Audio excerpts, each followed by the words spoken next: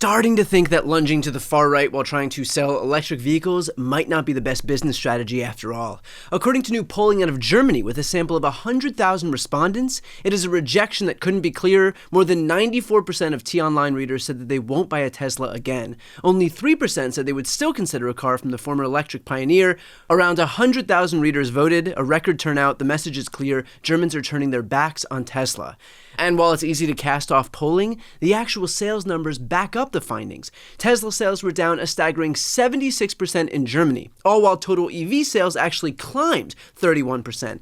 And it wasn't just Germany either. Tesla sales seem to be lagging across the world. Sales in Australia are down 71%. In Norway, Sweden, and Denmark, they're down 42 to 48%. In France, down 26%. In China, the number of Teslas being manufactured dropped 49%, even while its Chinese competitor, BYD, has seen sales surge by 90%. And right here in the US, sales dropped 11%. That comes as Ford, Chevy, and Volkswagen all saw sales percentages increase at the same time. In other words, the data is undeniable, which might cast doubt on the sales strategy of trying to sell electric vehicles, largely adopted by consumers who appreciate environmental concerns, while simultaneously aligning yourself with a far-right movement that thinks climate change is a hoax and that democracy should be overhauled by a form of technocratic oligarchy. And look, I may not own a car company, but I have a business degree from a good business school. Only I can't quite remember the class where we were told to find our consumer base and then act in the single most hostile way humanly possible to that very consumer base until they stop buying your products. But then I drank a lot in college, so maybe I missed that class.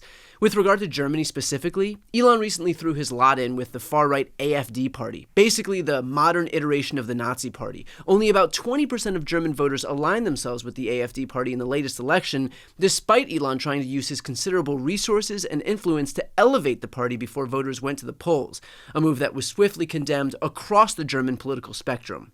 Ja, das ist schon eine Einmischung, ne? Also das ist keine Frage, aber es bleibt dabei, dass er nicht wirklich inhaltlich zu irgendwas beiträgt und er auch, glaube ich, gar nicht weiß, wie die Diskussionen in Deutschland politisch laufen. Ich habe mich gewundert, weil eigentlich liest man, Elon Musk sei das Wunderkind und besonders begabt. Bei dieser Aussage muss ich daran zweifeln. Verändern kann nur jemand etwas, der regiert. Die AfD wird aber nicht regieren, weil niemand mit dieser Partei eine Regierung bilden wird. Dass die Faschisten nicht nur von Putin gekauft sind, sondern auch von einem rechtsradikal gewordenen Multimilliardär unterstützt werden, sagt ganz viel über die Faschisten aus. Sie sind eine Truppe von Landesverrätern, die auch noch gekauft sind von Milliardären. And so what resulted was decidedly not some windfall victory for the AfD, but rather Europe waking up to Elon's far-right bend. Here, for example, is a float in a German parade showing Elon being dubbed Napo-Elon, with the US flag in tatters, while he foams at the mouth and a doctor chases him with a straitjacket. Napo-Elon, ja, das ist dieser verhaltensauffällige Tech-Milliardär aus den USA. Und bei Daniela Patenzi, unserer Kollegin, ist jetzt Jacques Tilly live auf der Tribüne, der mal erklären kann, was er mit diesem Wagen eigentlich sagen wollte. In case the metaphor was too subtle.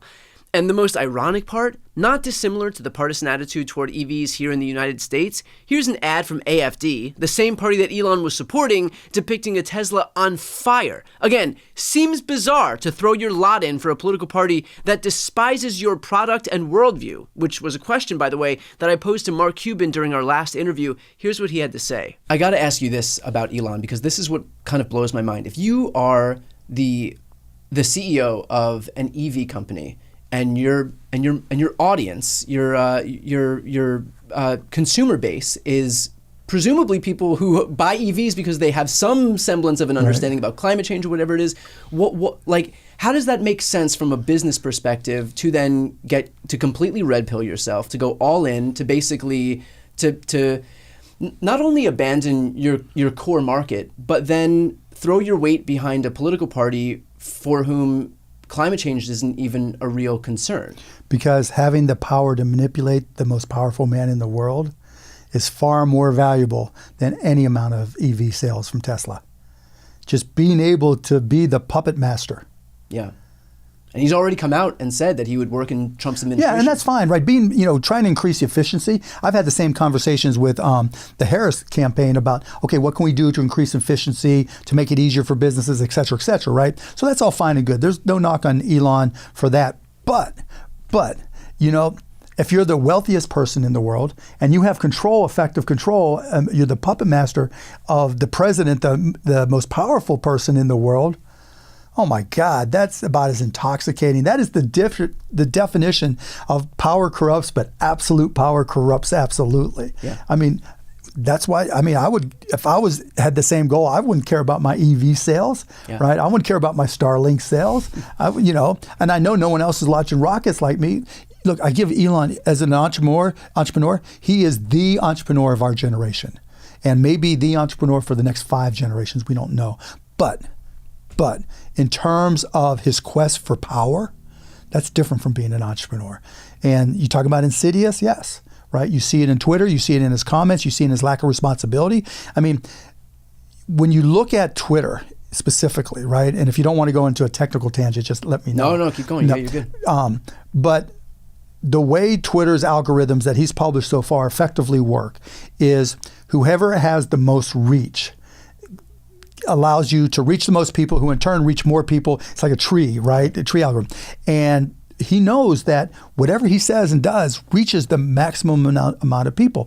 And the people that he responds to, that amplifies what they do. And so everybody on Twitter's got that For You page to the left, right, that they see first. And if you just go and create a random burner account to see what's fed to you, it's all leaning the way Elon wants you to. And therein lies the real issue. Elon is clearly content to relinquish car sales as part of his quest for power.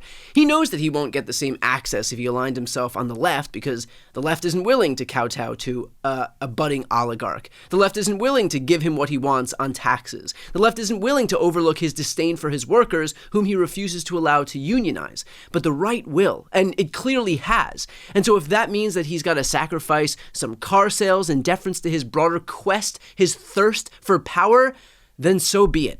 And by the way, what Elon's lost in individual sales, he is more than making up for in government contracts, which I guess shouldn't be too much of a surprise for someone who's already taken in $38 billion in government handouts.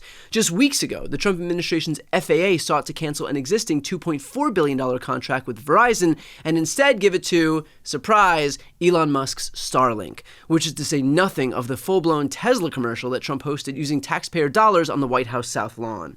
So all these cars won incredible awards. So they're great cars and they're American made. And I think, try it. You'll like it. And I should say, beyond the cars, they're great. But we have to celebrate somebody that has the courage to do this. He could have said, I'm not doing anything. I'm not going to get involved. Let the country go to hell. He didn't want to do that. And remember, he's going to find, and we're up to almost $500 billion worth of waste and fraud.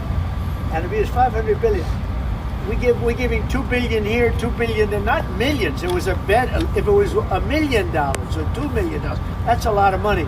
But we're talking about billions of dollars being given to defunct, scams, given to people with nothing. They have nothing going.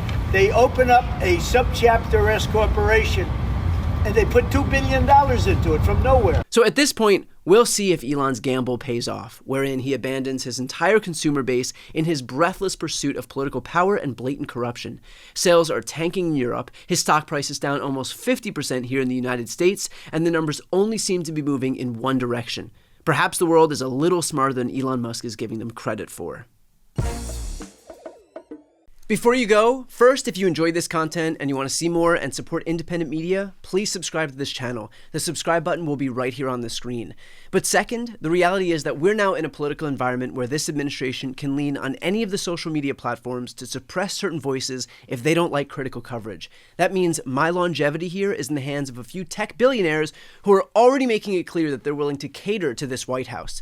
To that end, signing up for my newsletter is a great way for me to be able to reach you directly if that ever becomes necessary. I'll put the link on the screen as well, so please sign up. It's completely free, but there's also an option to do a paid subscription if you'd like to support my work. I really appreciate it. Thanks so much for watching.